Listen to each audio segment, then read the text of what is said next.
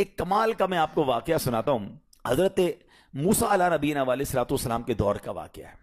اللہ کریم نے آپ کو حکم دیا کہ اے موسیٰ فلاں علاقے میں جاؤ, میرے ایک ولی کا انتقال ہو گیا ہے, تو اس کا جا کر نماز جنازہ ادا کرو, غسل کفن کا انتظام کرو. آپ ادھر گئے, آپ نے جب غسل کفن کے لیے کوشش کی تو لوگ کہنے لگے آپ کدھر آ گئے, یہ تو بڑا گناہ گار, بڑا بدکار اور زمانے کا بیکار شخص ہے, آپ اس کا جنازہ پڑھنے آئے ہیں. بہرحال آپ نے وہ سارا کچھ کر دیا. پھر اللہ سے کہا کہ یا اللہ بندے تو یہ کہہ رہے ہیں تیرا نافرمان تھا, گناہ گار تھا, اور تو فرماتا ہے تیرا ولی. اللہ نے فرمایا موسیٰ بات یہ بندے بات تو صحیح کر رہے ہیں, یہ جو کہہ رہے ہیں نا یہ سب ٹھیک کہہ رہے ہیں, مگر بات یہ ہے کہ اس بندے نے مرنے سے پہلے جب اس کی وفات کا وقت قریب آیا نا تو 5 کلمات کے ذریعے اس نے مجھے پکارا. اے موسیٰ میں نے ان 5 کلموں کی وجہ سے اس کی مغفرت فرما دی.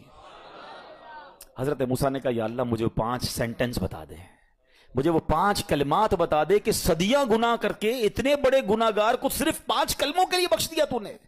آپ ذرا ان 5 سینٹنس کی خوبصورتی, ڈیپتھ اور اللہ سے کنیکٹیوٹی سمجھیے گا.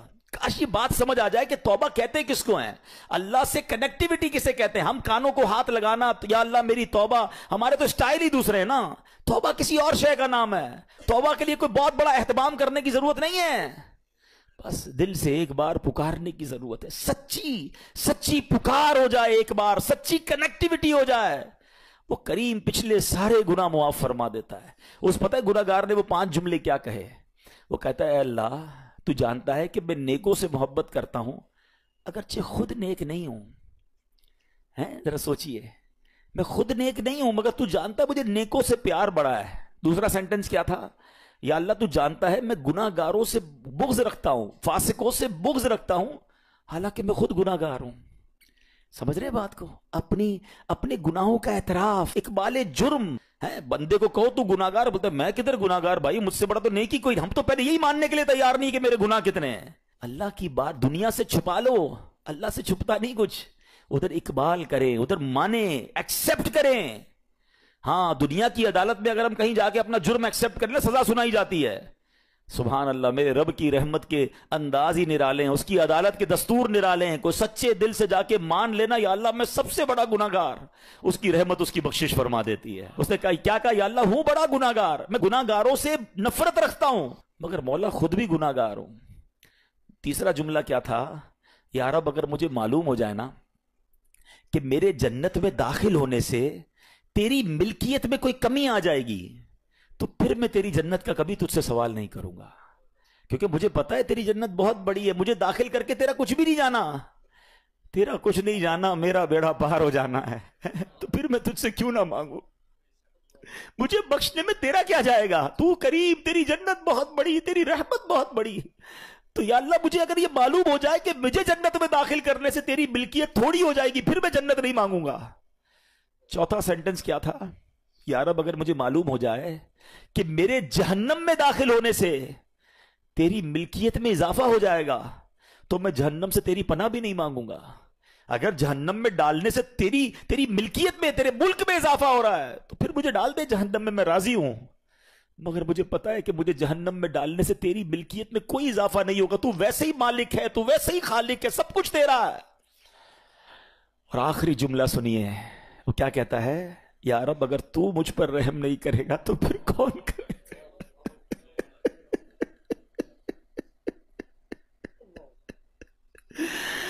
اگر اللہ رحم نہیں کرے گا تو کون کرے گا. آج اس کی رحم کی بھیک لینے تو آئے ہیں, آج اس کے کرم کی خیرات لینے تو آئے. ہم مانتے ہیں یا اللہ, ہم سب ایکسپٹ کرتے ہیں, ہم نے بہت گناہ کیے, ہم نے بہت خطائیں کی, لوگوں سے ڈر لگتا رہا کہ کوئی دیکھ نہ لے, مالک معلوم تھا تو دیکھ رہا ہے, پھر بھی ہم نے گناہ کیے. دروازے بند کر کے گناہ کیے, لائٹ آف کر کے گناہ کیے, علاقے تبدیل کر کے گناہ کیے. ہم سب مانتے ہیں مولا, مگر یہ پتا ہے ہمیں بخش دے گا تو تیری رحمت میں کمی نہیں آئے گی, تیرا جائے گا کچھ نہیں. ہم بھی تیرے بندے ہیں, ہم بھی تیرے بندے ہیں, تیرے محبوب کے امتی ہیں مولا. تو رحم نہیں کرے گا تو کون رحم کرے گا. حاصل کریں. جب حضرت عبد الرحمن بن عوف کو ہوش آیا نا تو لوگوں نے کہا کہ آپ کی طبیعت کیسی ہے, تو آپ نے کہا کیا مجھ پر غشی طاری ہو گئی تھی, تو کہا جی तो कहते हैं बेशक मेरी बेहोशी में मेरे पास 2 फरिश्ते आए और कहने लगे तुम चलते नहीं कि हम तुम्हें खुदा की बारगाह में ले जाएं और तुम्हारे बारे में फैसले लिए जाएं। दूसरे फरिश्ते ने कहा इन्हें लौटा दो, ये उन अफराद में से है जिनके लिए इनकी माओं के पेट में ही सआदतमंदी लिख दी गई थी, और अन करीब अल्लाह ताला इनके जरिए इनकी औलाद को जब तक चाहेगा नफा देगा। उसके बाद आप रज़ी अल्लाह तआला अन्हु 1 महीना मजीद जिंदा रहे, उसके बाद इंतकाल हुआ। तो पता चला कि आपकी वालदा ने नमाज पढ़ी, अल्लाह से मदद मांगी और आपको अल्लाह ने एक नई जिंदगी अता फरमाई। तो आप अपनी जिंदगी में इस प्रैक्टिस को आज इस आयत से देखिए, हमने करना क्या है, हम जब बयान में आए तो सिर्फ बयान नहीं सुनना है, हमने अल्लाह ने मुझे कहा क्या है, हम इस टॉपिक को लेके इसीलिए चल रहे हैं ना कि मेरे रब ने डायरेक्टली मुझसे क्या बात की है। तो आज इस आयत में ये लेसन मिल रहा है कि जब किसी प्रॉब्लम में है, क्लैमिटी में है, तो अल्लाह की तरफ जाना है और नमाज से मदद चाहनी है। वस्तईनु बिस्सब्रि वस्सलाह। अच्छा, अब आप देखिए प्यारे आका की नमाज की कैसी आदत थी। बादल गरजते थे, आंधी चलती थी, है किसी बुरी खबर की इतला आ रही होती थी, नबी पाक नमाज की तरफ चले जाते। अच्छा, मुझे बताएं नमाज इस्तिस्का क्या है। बारिश नहीं हो रही है, प्यारे आका नमाज पढ़ा रहे हैं। सूरज गहन हो रहा है, नबी पाक नमाज पढ़ा रहे हैं। चांद गहन हो रहा है, प्यारे आका नमाज की तरफ। यानी किस कदर अल्लाह की तरफ रुजू है। And when ever anything bad happen या गोइंग टू बैड हैपन, होने वाली लग रही है, कुछ बड़ा होने वाला है, हमें भी तो खबरें आ रही होती है ना कि भाई कल बहुत शदीद बारिश होगी, ना करे कोई और बुरी खबर एक्सपेक्टेशन है, आपको कारोबार में कोई ऐसी खबर आने का डर है या आपकी कोई शिपमेंट जा रही है, वॉट एवर, आप चाहते हैं हर चीज बेहतर हो जाए। कुरान ने फॉर्मूला दिया ना, वस्तईनु बिस्सब्रि वस्सलाह। अल्लाह ने डायरेक्टली मुझे और आपको कहा है। तो from now onwards make your practice कि मैंने इंशाअल्लाह नमाज से मदद लेनी है। और आप अपनी आंखों से देखेंगे और आप अल्लाह से अर्ज भी करें कि अल्लाह तूने कुरान में कहा है मदद ले, मैंने खड़ा हो गया नमाज के लिए। तो नमाज से आपने मदद लेनी है। अच्छा, अब उसके बाद आयत का जो सेकंड पार्ट है कि सब्र से भी मदद लेनी है। और आगे क्या फरमाया, इन्नल्लाह मअस साबिरीन, अल्लाह साबिरों के साथ है। सुभान अल्लाह। इसका मतलब यह हुआ कि अल्लाह ताला अपने इल्म कुदरत के साथ वैसे तो हर किसी के साथ है, लेकिन यहां सब्र करने वालों का खास जिक्र इसलिए हुआ ताकि इन्हें मालूम हो जाए कि अल्लाह ताला इनकी मुश्किलात को दूर फरमा देगा। मगर करना क्या है, सब्र करना है। अच्छा, अब सब्र के बारे में 2 बातें बड़ी अहम हैं कि सब्र नॉर्मली हम जब भी सब्र के बारे में सुनते हैं तो सब्र हम कहते हैं यार तकलीफ आई है सब्र करो, यकीनन ये भी सब्र है, मगर सब्र की एक और किस्म भी है जो उससे भी सुपीरियर है, जो उससे भी अफजल है। और वो क्या है, गुनाह के लिए दिल चाहे, हराम के लिए दिल चाहे, नफसानी ख्वाहिशात बुरा काम करवाना चाह रही हैं और बंदा उस पर सब्र करे। ये सब्र जो है ना, ये शरीयत को और महमूद है और बड़ा अफजल है कि इंसान को जी चाहे कि फला गुनाह करना है मगर वो उस पर सब्र करे। और दूसरा सब्र वही है जो हम जानते हैं कि कोई मुसीबत आ जाए, कोई आफत आ जाए, कोई हमारा अल्लाह ना करे किसी से लड़ाई हो जाए, हमें कोई बुरा भला कहे, हम उसे माफ कर दें, सब्र करें। या जिस्मानी तकलीफ है, कारोबार में प्रॉब्लम है, हम अल्लाह की रिजा पर राजी रहें। तो ये 2 किस्म के सब्र हैं। और जब कोई बंदा सब्र करता है ना, तो कुरान और हदीस और बुजुर्गान दीन के अकवाल से मैं अब आप उसको इसके 10 फायदे बताना चाहता हूं। मैं कहता जाऊंगा, आप अल्लाह के जिक्र की नीयत से सुभान अल्लाह भी कहते रहें, जन्नत में दरख्त भी लगाते रहें। ठीक है, अल्लाह ताला सब्र करने वालों के साथ है। सब्र करने वाले को उसके अमल से अच्छा अजर मिलेगा, सब्र करने वाले को बेहिसाब अजर मिलेगा, सब्र करने वालों की जजा देखकर कयामत के लोग हसरत करेंगे। सब्र करने वाले रब्बे करीम की तरफ से दुरूद और हिदायत और रहमत पाते हैं। सब्र करने वाले अल्लाह को महबूब हैं। सब्र आधा ईमान है। सब्र जन्नत के खजानों में से एक खजाना है। सब्र करने वाले की खताएं मिटा दी जाती हैं और सब्र हर भलाई की कुंजी है। अब आते हैं इन दोनों सब्र को थोड़ा सा डिफाइन करते हैं। एक नफसानी ख्वाहिशात, गुनाह का जी चाहता है, क्योंकि नफ्स है ना, वो तो हर वक्त मौज मस्ती चाहता है, वो तो हर वक्त चाहता है जनाब बस ये भी काम कर लूं वो भी कर लूं। अब मुझे ये देखना है कि मेरा ये काम अल्लाह को राजी करेगा या रब को नाराज कर देगा। लेकिन जो नफसानी ख्वाहिशात पर सब्र करता है ना, गुनाह से अपने आप को बचाता है, कुरान क्या कहता है, वो अम्मा मन खौफ मकाम रब्बिही व नहन नफ्स अनिल हवा फइन्नल जन्नत हियल मअवा। और रहा वो जो अपने रब के हुजूर खड़े होने से डरा और नफ्स को ख्वाहिश से रोका, तो बेशक जन्नत ही उसका ठिकाना है। दिल चाह रहा है, शैतान कह रहा है कर ले, कोई देखने वाला नहीं है, इलाका भी चेंज कर लिया, शहर भी तब्दील हो गया, nobody here to watch you, मगर अल्लाह देख रहा है। अच्छा, नॉर्मली अगर गौर करें हम गुनाह करते क्यों हैं, जितने भी गुनाह है, what ever the list of गुनाह उठाइए, कोई शराब पीता है, कोई बदकारी करता है मादल्ला, कोई जुआ खेलता है, कोई जनाब बेहयाई करता है, गंदी चीजें देखता है या झूठ बोलता है, वॉट एवर, इन तमाम गुनाहों में थोड़ी सी लज्जत है, टेस्ट। ठीक है, गीबत में भी टेस्ट है, बल्कि किताबों में आया कि गीबत में शराब से भी ज्यादा मजा है, जब भी तो बंदा छोड़ता नहीं है। اچھا لیکن یہ تمام ٹیسٹ میں ایک بڑی اہم بات اب میں کہنے جا رہا ہوں. یہ بزرگ نے بڑی کمال کی ون لائنر ہمیں دے دیا ہے. وہ کہتے ہیں کبھی بھی لذت کے لیے گناہ مت کرنا, کیونکہ لذت ختم ہو جائے گی, گناہ کا جواب اور پنشمنٹ باقی رہ جائے گی. اب آپ اس فارمولے کو سامنے رکھیں کہ جب بھی ہم گناہ کرتے ہیں فیو منٹس یا فیو آورز کی ایک انجوائمنٹ ہے, آفٹر دیٹ انجوائمنٹ ختم, مگر اس کا جواب باقی ہے, عذاب باقی ہے, اللہ نہ کرے اللہ ناراض ہوا تو پنشمنٹ باقی ہے. تو کیا فرمایا, انجوائمنٹ کے لیے گناہ مت کرنا, انجوائمنٹ ختم ہو جائے گی, عذاب باقی رہ جائے گا.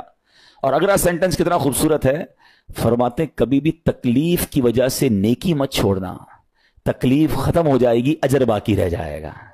اب مثال دیتا ہوں, اس کے 2-3 ایگزامپل سمجھیے. گناہ کی ایگزامپل تو آپ سمجھ گئے کہ کوئی بھی تھوڑی دیر کا گناہ کرتا ہے, لذت پاتا ہے, وہ گناہ ختم, عذاب باقی.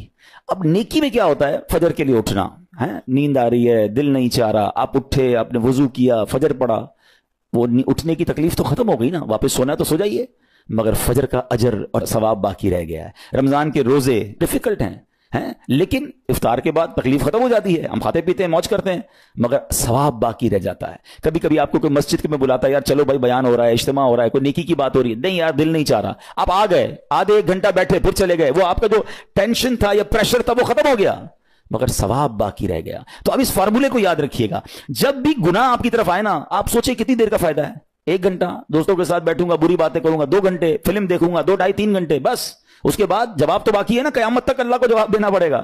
نہیں یار مجھے انجوائمنٹ کے لیے گناہ نہیں کرنا ہے. اور جب کوئی نیکی کا کام آئے اور آپ کو لگے یار دل نہیں چاہ رہا, مزہ نہیں آ رہا, بوریت ہوگی, چھوڑنا یار, تو بندہ سوچے کتنی دیر کی نیکی ہے, آدھے گھنٹے کی, 1 گھنٹے کی, بس 2 گھنٹے کی, اور ثواب باقی رہ جائے گا. Let's do it.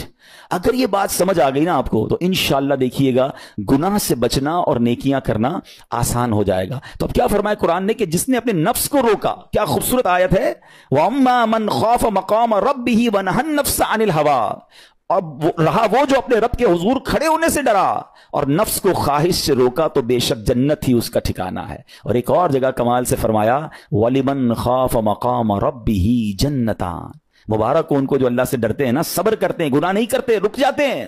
قرآن کہتا ہے جو اپنے رب کے حضور کھڑے ہونے سے ڈرے اس کے لیے 2 جنتیں ہیں, 1 نہیں 2 جنتیں ہیں. سورہ رحمان کی آیت ہے.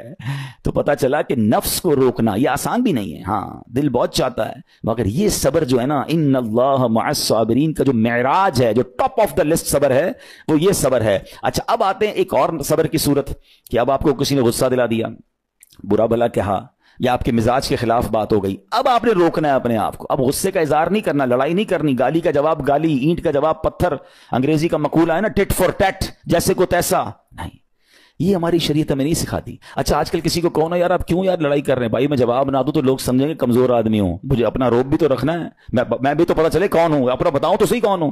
سچی بات پتہ کیا ہے, جو ٹٹ فور ٹیٹ کرتا ہے, گالی کا جواب گالی سے دیتا ہے نا, وہ واقعی بتا دیتا ہے وہ کون ہے, وہ اپنا تعارف کروا رہا ہوتا ہے کہ یہ بھی ایسا ہے, میں بھی ویسا ہی ہوں. او بھائی. اچھا پھر ایک اور عجیب جملہ بڑا مشہور ہے آج کل, جناب ہم شریف کے ساتھ شریف ہیں, ہم بدماش کے ساتھ بدماش ہیں.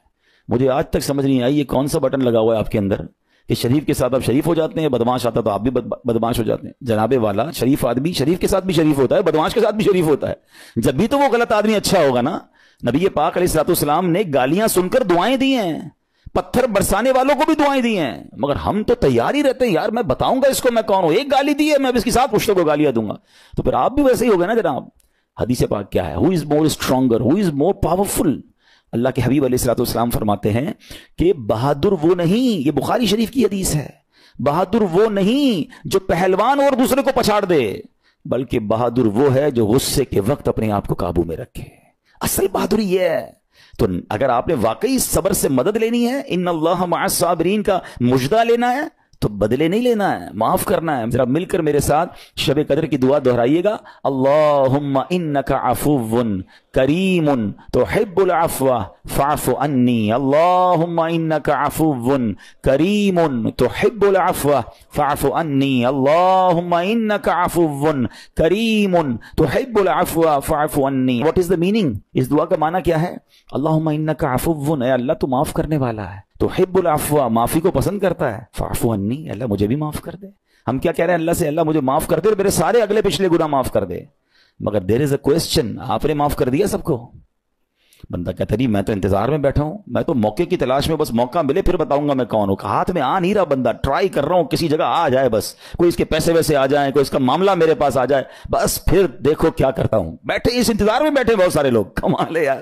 یعنی دشمنیاں پالی ہوئی ہیں, رشتہ داریاں کاٹی ہوئی ہیں, دوستوں کے پاس جا نہیں رہے ہیں, میاں بیوی میں لڑائی ہے, ایک سوری کے لیے بیوی گھر بیٹھی ہے, وہ کہتی شوہر سوری کہہ دے تو میں آ جاؤں گی, شوہر کہتا ہے بیوی معافی مانگ لے تو میں لے آؤں گا. ارے بھائی کوئی بھی آگے بڑھ کے معافی کر لو بھائی, اللہ سے معافیاں مانگ رہے ہو, بندوں کو معاف کرنے کے لیے کوئی تیار نہیں ہے.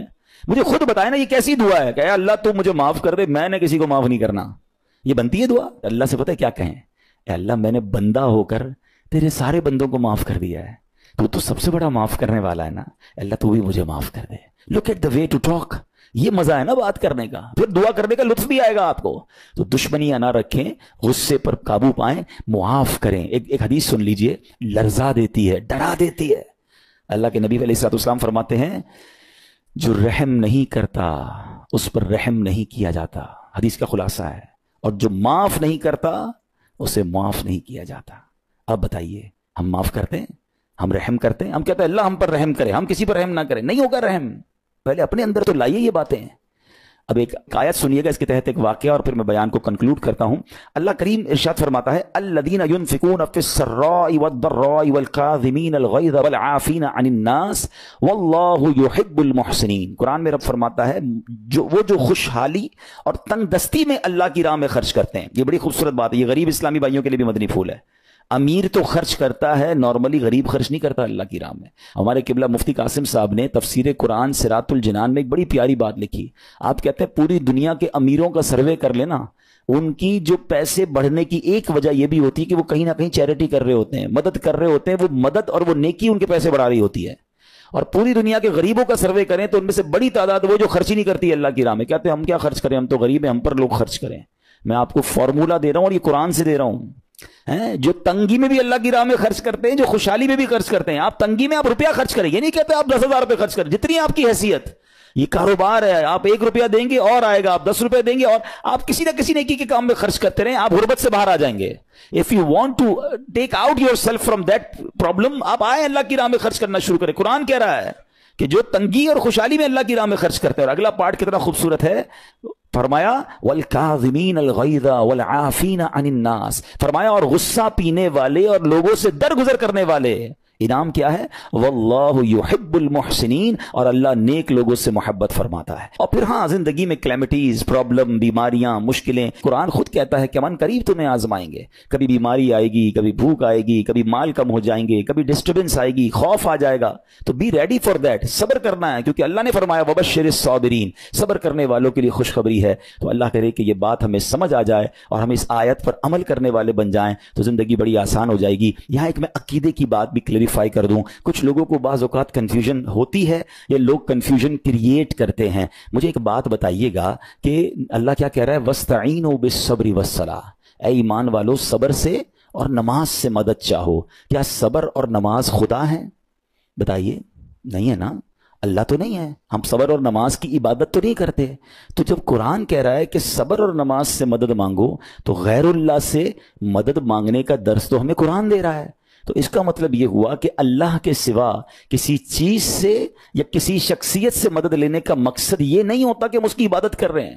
اگر آج کے دور میں کوئی اللہ کے نبی سے کہتا ہے کہ یا رسول اللہ انظر حالنا, یا بھر دو جولی میری یا رسول اللہ, تو یہاں کوئی شرک کی بات نہیں ہے. کیوں کہ یہاں یہ نیت نہیں ہے کہ ہم ان کو خدا مان رہے ہیں, یا یہ بھی نیت نہیں ہے. ایک بات, ایک عقیدہ کلیئر کر دیتا ہوں. پوری دنیا میں عاشقان رسول کا یہی عقیدہ ہے کہ کوئی نبی, کوئی صحابی, کوئی ولی اپنی طرف سے کسی کو کچھ نہیں دے سکتا. وہ سب رب کے محتاج ہیں, اللہ کسی کا محتاج نہیں ہے. جو اللہ کا ہے وہ اس کا اپنا ہے. ہاں اللہ نے اپنے مخصوص بندوں کو کچھ عطائیں کی ہوئی ہیں, کچھ پاورز دیے ہوئے ہیں, وہ اللہ کی عطا سے اگر کسی کو تقسیم کرتے ہیں تو اس میں کوئی پرابلم نہیں ہے. قرآن کہہ رہا ہے اے ایمان والو صبر اور نماز سے مدد چاہو. یہاں ایک اور بات سمجھنی ہے. دنیاوی طور پہ بھی کیا ہوتا ہے کہ آپ کسی باس ہوتا ہے, اپنے کسی مینیجر کو پاور آف اٹارنی دے دیتا ہے کہ یہ تمہارے پاس اس پراپرٹی کا پاور ہے, تمہارے پاس فلاں چیز کا پاور ہے. وہ اس پاور کے بہاف پر وہ کام کر دیتا ہے, مگر کوئی یہ نہیں کہتا کہ he is the owner. Actually he have attorney, he have power of attorney.